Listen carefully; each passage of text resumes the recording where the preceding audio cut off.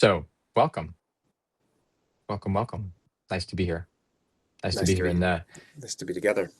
yeah, in the at least in Portland, we got the fire, the smoke, the fall or late summer, dry as all get out. Oregon fire Mhm. season. Um, so, just saying, yeah, welcoming in that transformational energy of things burning and then Nice. Yeah, rejuvenation on the other side. that's a nice that's a nice opening. As I go on my fourth day indoors out Mhm. here, similar to Portland, we're getting yeah, we the winds have changed, and yeah, just welcoming in the unknown of being in the middle of something like this. And of course, it happens for us every year, but yeah, it always feels a little bit existential just being stuck. And I'm grateful to have the comfort and relative shelter security Mhm. um, that I have. So I can do things like this and to contemplate what it all means for humanity and just the global process that we're going through. Mhm. Mhm. Yeah, I quite like the metaphor of things burning, that really things have to burn down, and that the forest being really healthy requires the the burning, the fire to cleanse, to reconfigure, and then the forest gets born anew.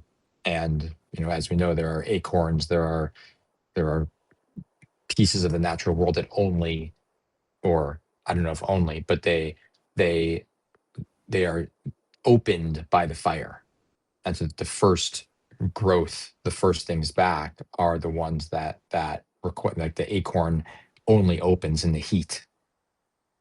Mm. And so then that must be designed to then grow in the compromised soil, or the charged soil, and that then begins again the fresh growth. And it just feels so much to me that one, in culturally, and that we are in a transformational energy in that same sort of way of things burning down, in so many ways, the ending of life as we knew it, and what then gets recreated in the process of it. So to me, it's this, like, yeah, the air quality is really bad, and that's why I'm staying indoors and have the air filters going, and I'm grateful to be able to do so.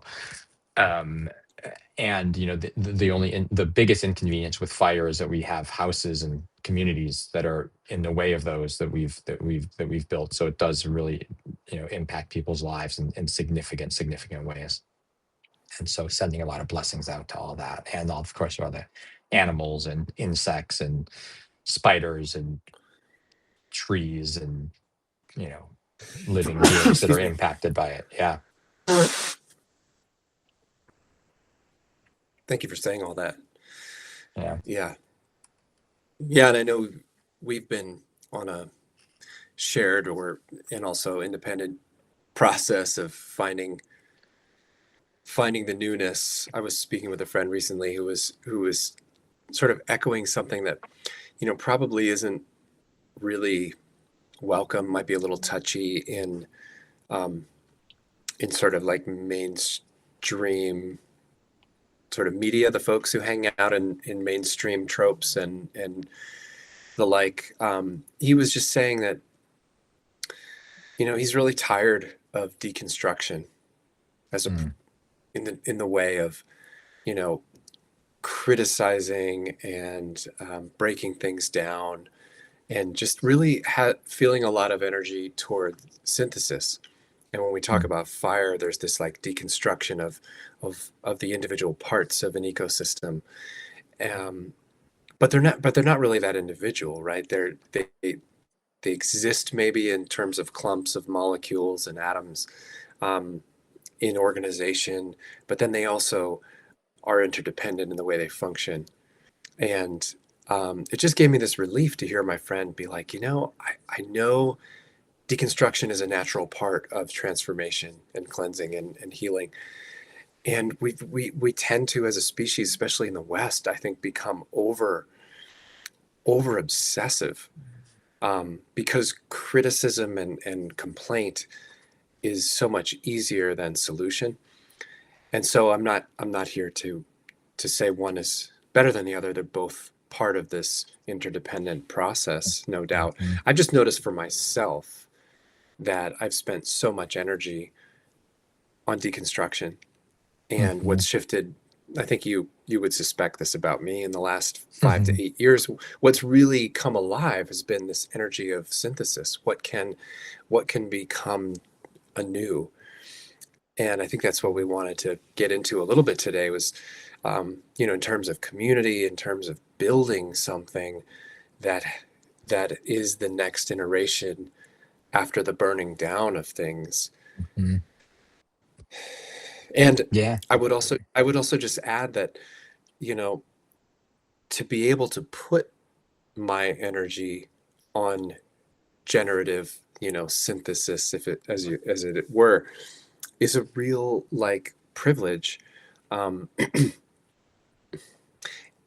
and that I think that privilege is necessary to build a new world. And I've been Mm. studying this ongoing, and I know you and I have touched into this, and maybe this is a future conversation. Yeah. Yeah. Is like, for as much as, especially, you know cis white American male, um, privilege has been criticized, and in a lot of ways for good reason. Um, how can we utilize what we get from that? And part of the answer to that question for me has been, somebody has to be building the new thing. Mhm. You know, and Mhm. in my head already, I'm saying, well, we shouldn't be the ones. Okay, well, I'm gonna just, hopefully, if you're listening, you can trust that I have that awareness in mind of my place and the patriarchal past and all that. So we don't have to get into all those disclaimers. That, Yeah. I'm mindful of that. Yeah. That my part of synthesis includes and is interdependent with, those considerations. But it feels really more energizing to me to be focusing on the construction of something new rather than the deconstruction. I think we know a lot about what's not working. Yeah. Okay. So like, there's so many different directions Okay, yeah. that I have to go with that. Um. hmm, Yeah. Thank you for all that. It's really meaningful and juicy and rich territory. Hadley and I have been. We went to a festival this past weekend, and just noticed that how we. I mean, we always sort of notice how different we are than others, in the sense of, we aren't drug users, we aren't drinkers, we aren't, um, we do a lot of meditation, we do a lot of keeping things really super simple, we aren't big consumers, we live a pretty simple life, and in so doing, feel like the privilege, the idea of resource, let's just call it, that we feel very, very resourced in a really beautiful way, and grateful, grateful, grateful for so many different pieces of our lives. And also learning to really claim that we have earned it, earned it and been gifted it in so many different ways. But that work we put a lot of energy into being really present and really loving. And and interestingly, at least in the communities that we hang out with, the festival community, the dance community, some other places, that I think you and I both, I mean, we've talked about this. How do we find community? Where do we find community? Where do we find the other people who, I like to say, drink from the same spring, who operate in life with a level of integrity, with a level of care, with a level of engagement, with a level of heart and love, that that is outside of cultural norms, include all kinds of different cultural norms, including substance use, which has become sort of interestingly sort of ubiquitous, or I don't know if that's the right word, but a lot in the new age, the Yeah. transformational communities are using medicine, the Mm. psychedelic realm, or pot, or and to be part of the transformation. And it doesn't appeal to us particularly, and it feels like it's tricky. Let's just say that it's tricky. Okay, so there's that whole Do sort you, of. Morgan, Yeah, go. do do you mean, I know we probably don't want to get sidetracked on psychedelics, but just to clarify, you mean tricky in terms of another sort of barrier to intimacy, to shared reality in community? Yeah, yeah, I mean, I think that Hadley and I noticed ourselves searching. Like, we want community, we want again, people who drink from the same spring.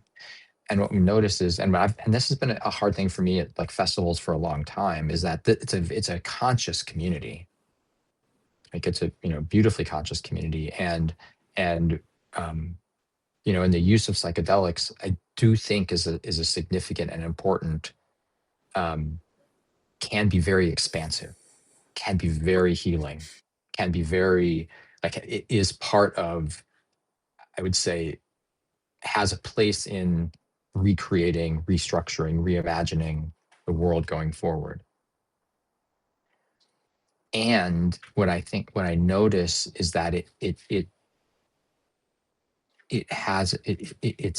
there's a dependence, a warble in the use, that it becomes just another substance that people are using and dependent upon,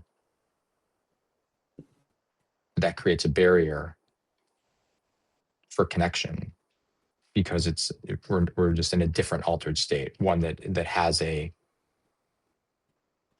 can get roped into this sort of medicinal um piece of it, which right, there's nuance in it, in there, of like, how do you use it as a medicine but not be dependent upon it as an identity structure, or a way to check out.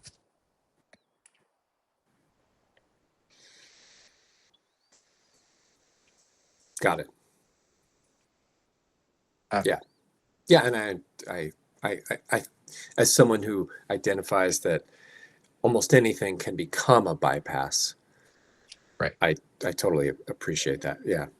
Yeah, Yeah. and that we're Not that it and is for the, even if it's not a bypass for those people in that moment, it's very much a different accessing. It's a different focus, right? Like, yeah, when I've been, with psilocybin or other substance, it's like I'm very much going into my own sort of universe there. It's not like a universe of community building in this state of resonance. So yeah, yeah, simply put, even that way, just that it's like you're saying, it's hard to really connect because it's not really for that. At least those elements. There may be other substances that people would argue yeah, could right. bolster connection. Yeah. Sure. And like, at a festival, and people, like, at this particular festival, like, we all took a small dose of mushrooms, and had like a Mm. collective journey, which was really quite beautiful, in many, many ways. And um and it's a um yeah, it can cross a line where it gets to be, so it was beautifully connective in many, many ways. Mm. And there are edges to it where it becomes, like you said, like, there's a Mm. um um yeah, anyway, it just gets confused. But there's another piece in here that I think, Yeah. I'm so happy to like talk more about that if we feel like we want to go down that road, because Yeah. it does feel edgy, and it feels challenging, because Mm. yeah, it seems like there is more substance use than I am, at least. wishing there were. Because at the heart of it, what you said earlier, Yeah. this place of, to me, there's a way of being a human that goes beyond race, color, ethnicity, all those different pieces, and is just simply about being a really good person, and is treating the world with dignity, the world and other people and the natural world with just a huge amount of love and dignity and respect. And it doesn't, it's like, it sort of feels like hard to explain and not hard to explain on some level. But that, to me, when I think of the way forward, I think of, like, we know how to treat each other well and take care of each other and love people and love one another. And if we all meet there and do those things, that is like, that's the way forward. And that transcends all of the um, cultural stuff, but also all of the identity politics stuff. That it's about being, and I feel like we can meet there. And I like to say, like, that's the world I want to live in.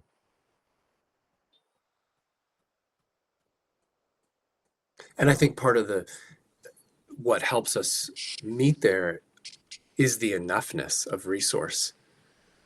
And I think that's the like big hurdle systemically that we've got to clear.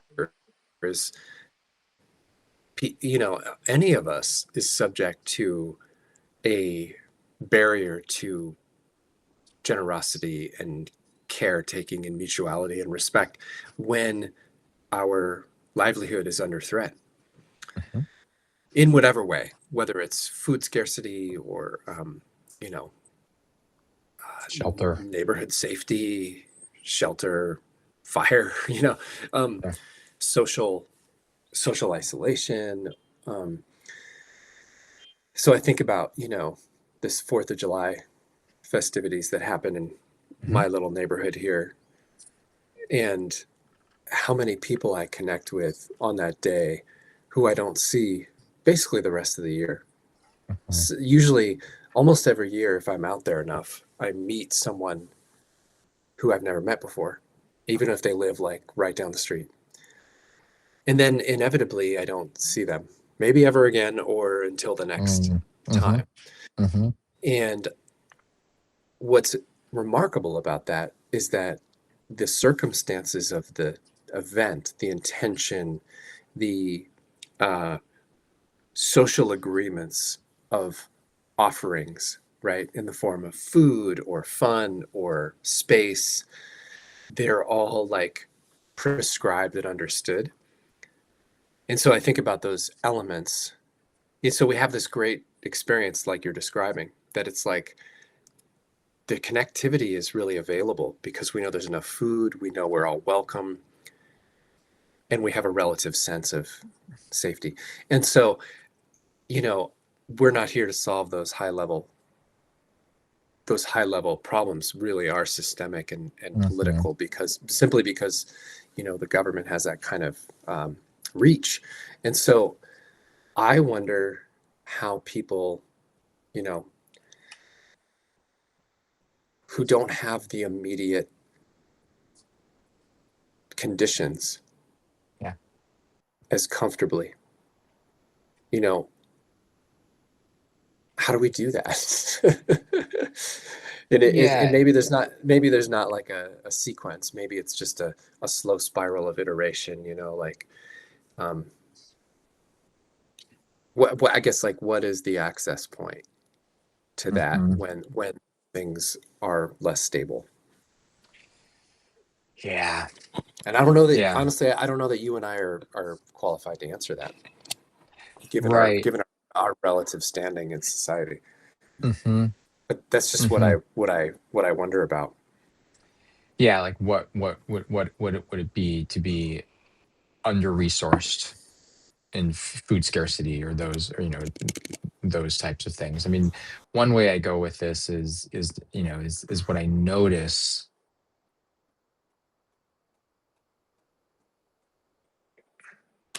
What I notice often um, at the festival, let's just say, or in as I meander in the world, is the uh, how do I say it? It's this wanting to feel grounded, wanting to feel loved, wanting to feel good about self.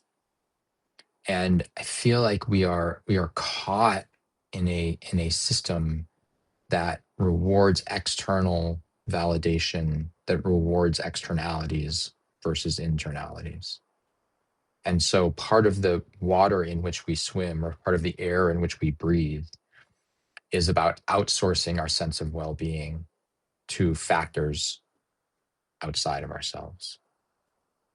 And so that there is a deficit of grounded self love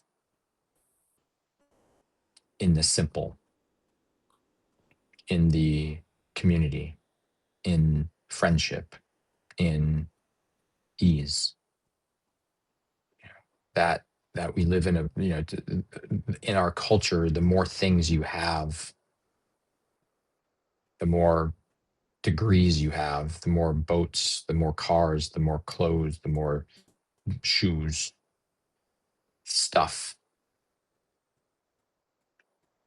The concept is that the happier you are, but that actual happiness and actual healthfulness is actually much, much simpler than that, that it exists outside of those things. And so to live a very simple life, like when I lived van life, like I had very little stuff, and it was a very, did so by choice, so realizing that there's a lot of people doing it not by choice, but doing it by choice, and just living a very simple life. Like I was really happy and able to navigate, because because there was this, that sense of belonging, let's just call it. And so to me, like I'm thinking of like Jamie Wheal, who wrote a book, Recapture the Rapture, and was trying to think of how do we do this transformation stuff? How do we offer these, these technologies of connection with resources that are available to all, regardless of income, regardless of social status, regardless of where you are in the world. And there's some things like breath and music, um, that are available to all. Meditation, just quiet. That to me, there's a if we can come back home to some of those things, that there may be a meeting place there. Yeah, really emphasizing the internal mechanisms to peace. Yeah, and how these experiences ultimately do live inside us, though of course they are influenced by our environment. It's hard Yeah. for me to feel safe and peaceful if there's violence outside my door, or inside my door, right? Sure, absolutely. Yeah, yeah, and maybe that's, my strategic brain is going, and maybe that's, what is happening is there's an internal building of resource, um, by those who can and are well supported, and are perhaps, I like to use it as like unearned privilege, and earned privilege. And so those of us with a little of both have the opportunity to help translate whatever internal resources we have into possibly external conditions that can create other internal resources. Yeah. Um, if that's welcome. Again, all of this kind of like really flirts with the idea of like stuff designed for privileged people that is perpetuated by privileged people that cannot be Hmm. accessed without systemic change. So just, obviously like referencing that is important. Yeah. Because some of these concepts culturally could be like rejected, because some people don't live in a reality that even allows for them to consider that their inner world is a safe place to trust. But I think your tenets um, have a lot of validity, and I think Hmm. I want to be aware of how to. I think that's part of what I've been working on is how do I take whatever blessing I have, which I have tons.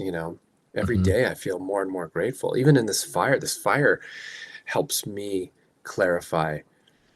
A few years ago, up until maybe even last year, it started to get to me. But I more and more each year that we go through this in Central Oregon, I recognize how blessed I am to have air conditioning and air filtration and the relative comfort. And you start looking at the classism of what it's like to live in the world. And there are areas of the workforce that they don't even like get to consider the AQI. They're just out there working. Working. Hmm. In the air. Yeah. Like because the only other choice is they like take they quit or they lose their Right. job or they Right. they lose money. And so it helps me then harness some perspective, one, some gratitude and Yeah. humility, two, and three. Yeah. Yeah. And now what do I do with that?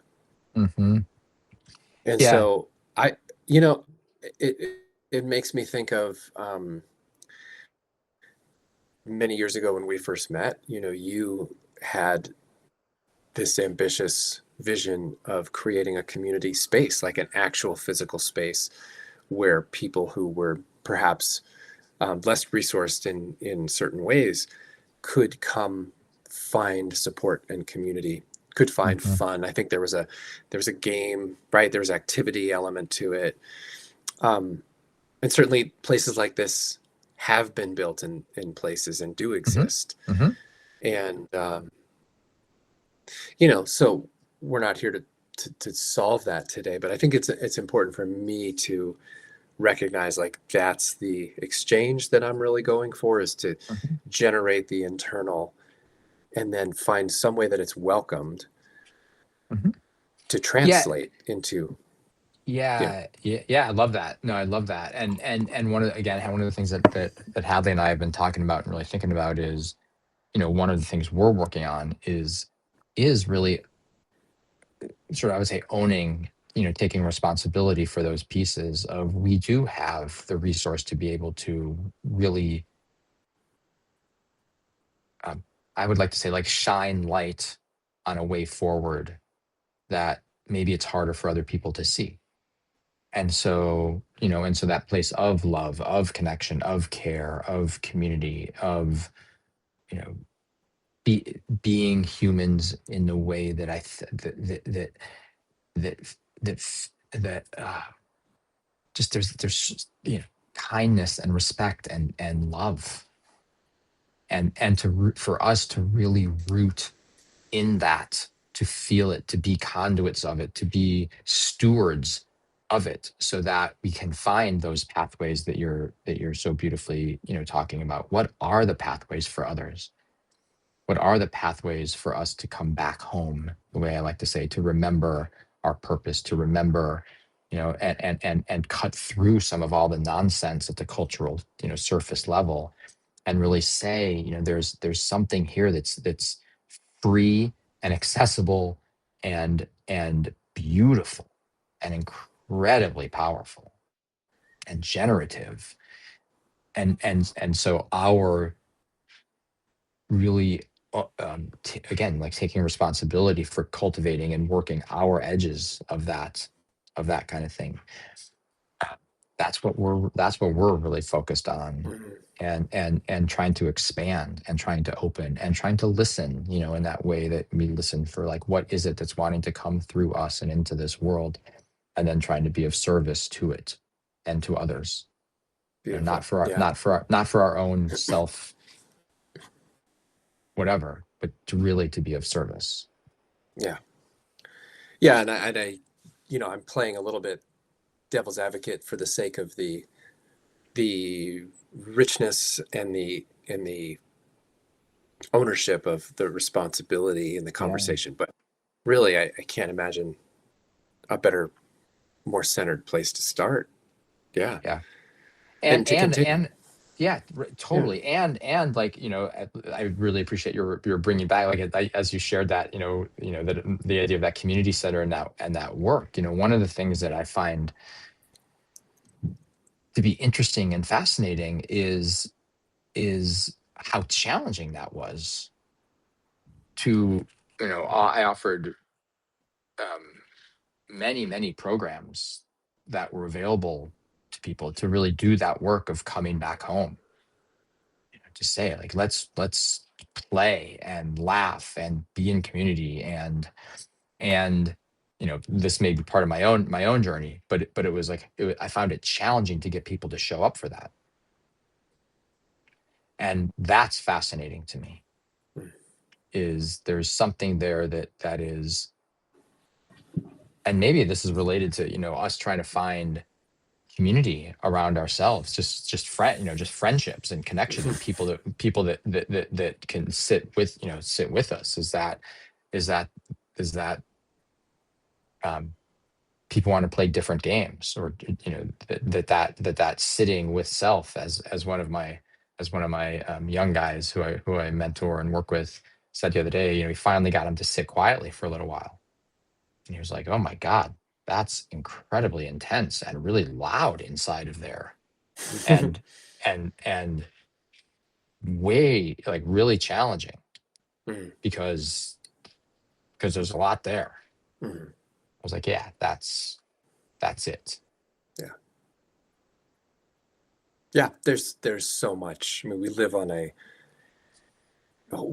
man, I wish I had the stat available. Um, but like, we live at a time when the largest percentage of humans who have ever lived are living. And so Right. there's in some ways there's never been more collective trauma in one field, so to speak, you Hmm. know? And Hmm. then you have like the trauma that's carried in transgenerationally Yeah. from all that's happened in the past. And there's probably, I don't Yeah. know, but there's probably like a really alive moment in human history where there's just so much um, activation and um, history that's being evoked in our Hmm. DNA and our nervous systems at one Hmm. time. Hmm. And and at the same time, there have never been easier and more accessible, um, addictive ways to avoid. Yeah.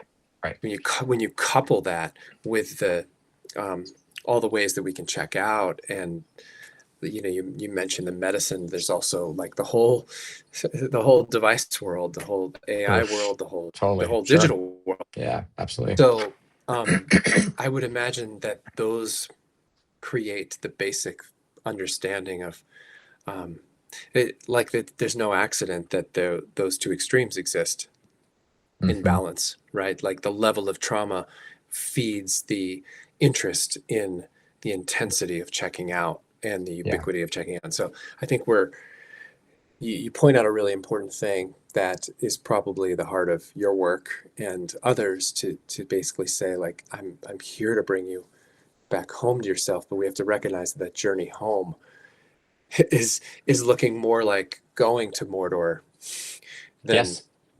returning from. Right. Well, there's a couple. I mean, yeah, yeah. I mean, part of Hadley and my our journey this weekend, where we took, a small dose of mushrooms, and is she sort of collapsed into my arms, and spent hours crying.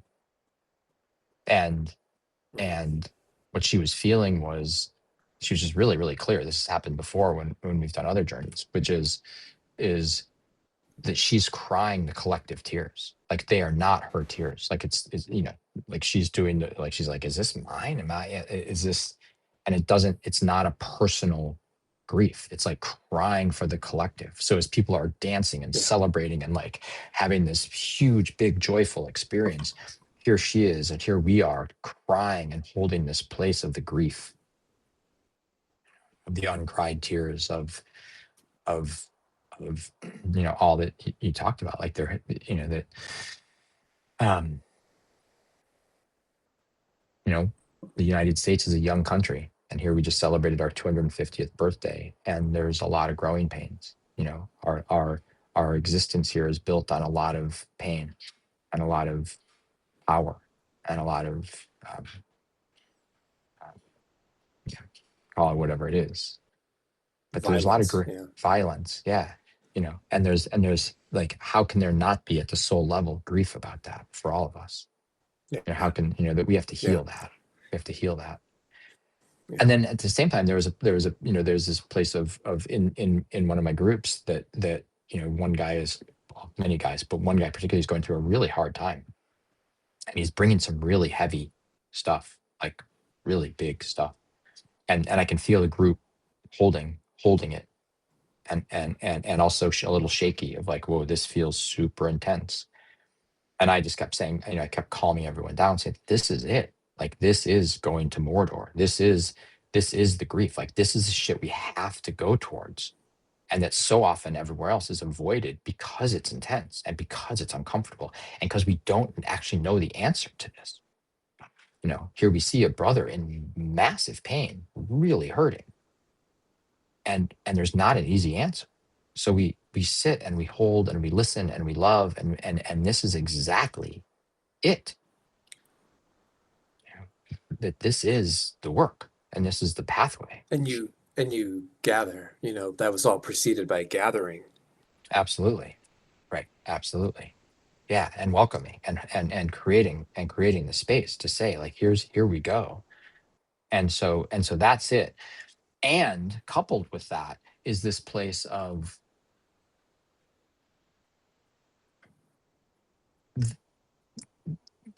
I think I know I do have it, and I think collectively we have this predisposition to be broken in this culture, this predisposition to not be enough. And so, that at some point we want to claim, I think, some of the space we're talking about, which is, I don't have to keep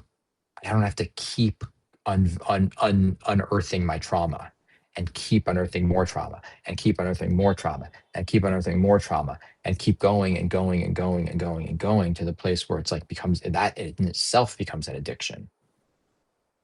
So there's this interesting edge of, yes, we have to go there and do that.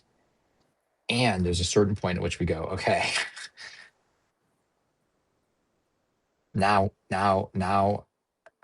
there's enough resource that I can move, that I don't have to be caught in this. So, interesting and maybe conflictuing, but nuanced territory. Yeah. I think maybe the last thing I'll say for today is just that you,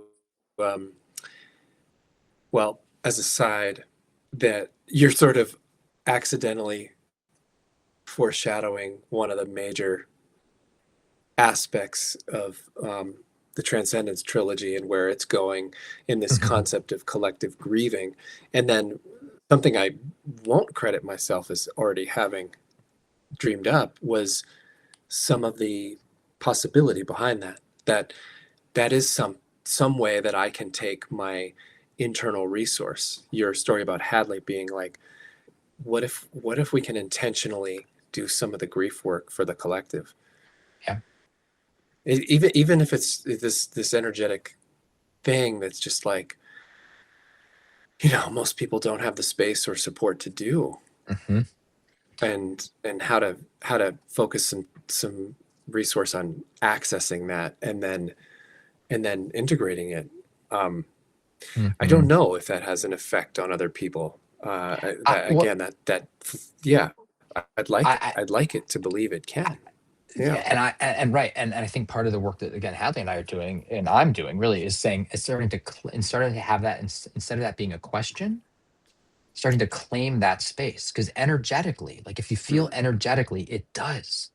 I Yeah. and I was able to really just hold Hadley in her tears this time.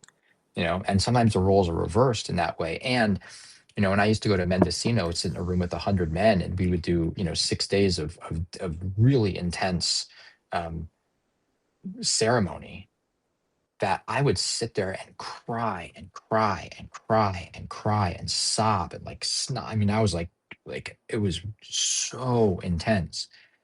And there were many, many of my own tears, of my own grief, of my own, just Hmm. mourning the loss of my dad, mourning my loneliness, my sadness, a lot of different things.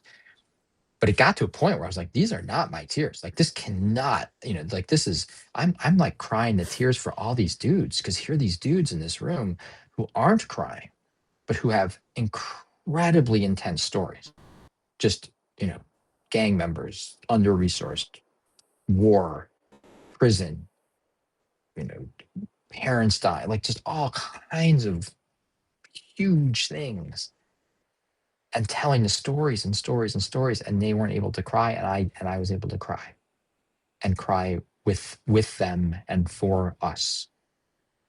And it felt like a service. It felt like an offering, and it felt like that kind of, like, yes, I think there are, not everyone is able to do that, but maybe the part of the resource is taking that on as, let's cry the tears of the collective. Let's feel the grief, let's feel the anger, let's feel the, and bring it and transmute it, and let it um, move in the way a forest fire does.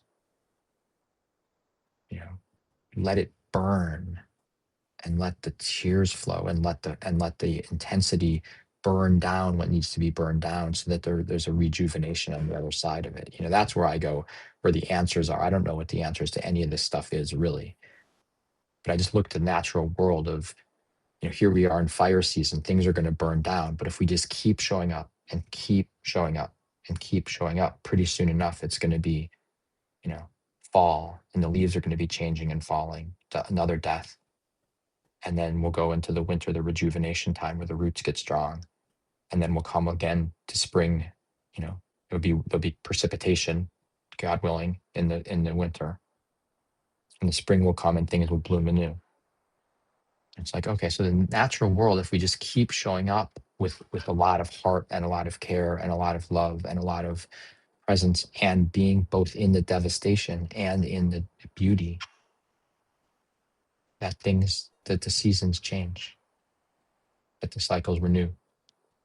And we just have to be able to hang in, and honor and appreciate those transformations and transitions and times.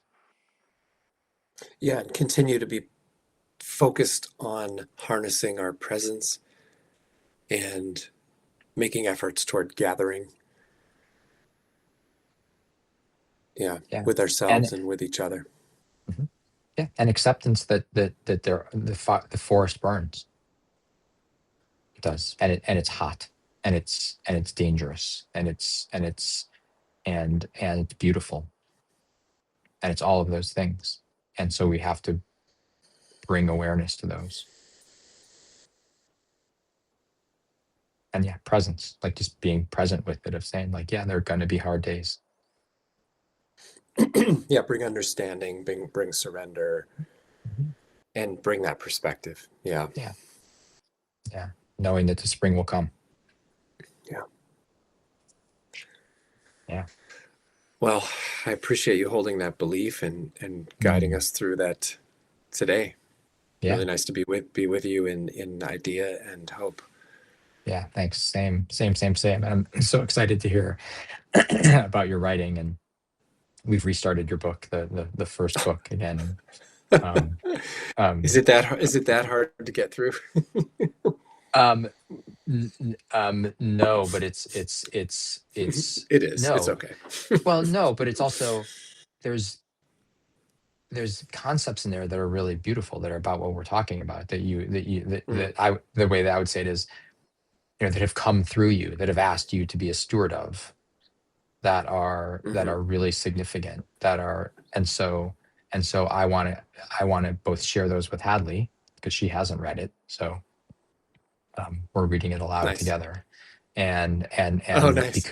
because there's significant things in there, and the t- and you and I think so much of what we're talking about, like, you capture. I'm really intrigued by that idea of collective, you know collective work, and the Mm, grieving, and the like, how, and again, like, how the characters so beautifully um wrestle with the real questions, like, to me, what are the really big significant questions of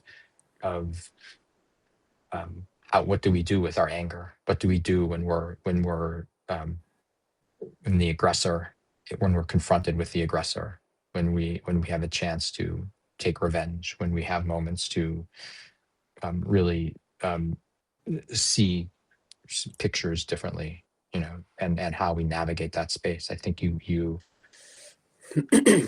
the book just beautifully holds that space. So just appreciating your writing and your vision, and in so many ways, Jesse, like, that is, to me, the same as Hadley crying the tears of the collective. Here you are receiving this mm, download, receiving these ideas, these concepts that are complicated and nuanced, and you are translating them into a way that we can mm, absorb, mm. that we can. It's truly a service. I mean, it's beautiful. So thank you for Thank that you. work you're Thank doing. you. Yeah, I appreciate that. And amazingly, today I've had sort of a piece of how the story ends for a few years now, but I haven't really understood the substrate of it. And I think you just helped Mm, me maybe put another layer to it. I don't know if it's the final layer, maybe it is, yeah, but yeah, yeah, a big piece of anchoring where the story is trying to guide us, because grief, one of the underlying themes is the sort of unharnessed propulsive potential of grief yeah, yeah. in terms Well, of the burning and cleansing. Yeah. yeah. I mean, the way that Oh, hey. yeah. Someone just joined here at the end. Oh, sweet. Yeah, Patricia, welcome welcome. in. Hey, Patricia, Of welcome. your Yeah. Yeah, one of my beautiful people. The All right. Welcome, Patricia. Yeah, yeah, and the way that that particular piece, I think, if I'm following it right, Jesse, showed up, was this place of, I have, again, someone in one of the groups who is doing really good work, and he's like pushing the edge, pushing the edge, pushing the edge, and breaking himself down, and then he was going to do an ayahuasca weekend, and I just was like, okay, this feels really significant, because I haven't done ayahuasca, so I don't know the whole journey, but I know a little bit about, what it feels like to me is a lot of people use it to awaken, to see places where that maybe they aren't seeing, and that there is a temptation, at least for this one person, to say, like, you're already doing the work, and you're on the place of integrating it and bringing yourself to a place of wholeness, and you really want to celebrate that.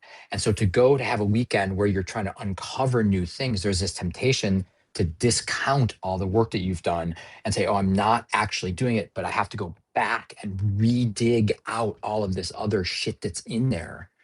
And I was just like, please be careful and really sensitive with yourself, because you've done a lot of that, and maybe there's more to do at some point. But right now, you are in the healing space of wanting to really integrate and celebrate, and allow your nervous system to settle, and your like thought process, cellular body, to tell the story of your wholeness and not your perpetual brokenness. And so I said, please have that ride along or be your intention. So that's where I saw that, like, that propensity to want to keep staying in the grief or keep uncovering. And I've done that for decades, like where I just can't allow myself to actually land in wholeness. And that's where I'm living now, is this place of trying to really feel my wholeness and expand it, as we've talked about. So Yeah. Yeah. Being and becoming, that Buddhist notion. I am always enough, and I am also striving. right. And hitting the right, probably timing, balance, all of those different pieces. Yeah. Well, let's leave it there for today. Yeah. Yeah. Thank you, my friend. Always such an honor to be with you. Just enjoy. Yeah. And Patricia, so thank you for jumping in, and so many blessings to you and the beautiful work that you put into the world. It's aligned with so much of what we've discussed and talked about, I know, and comes with a lot of heart and a lot of care and showing that way forward for people. So thank you for that beautiful work that you do. And I hope as we continue these conversations, Morgan, that people show up and they share, and thumbs up to you, Patricia. And people are welcome to write comments and challenge and ask questions. And that's such a fun part of doing this. We just, the audience is coming. So yeah. In the meantime, we continue to just connect this way. And thanks for reviving some of my conviction this morning. And I hope that you can take yours into the world and do what you do. And yes. Until the next time. Yeah. So many blessings, my friend. Love you. All right. Love you too, my friend. Take care. Be well.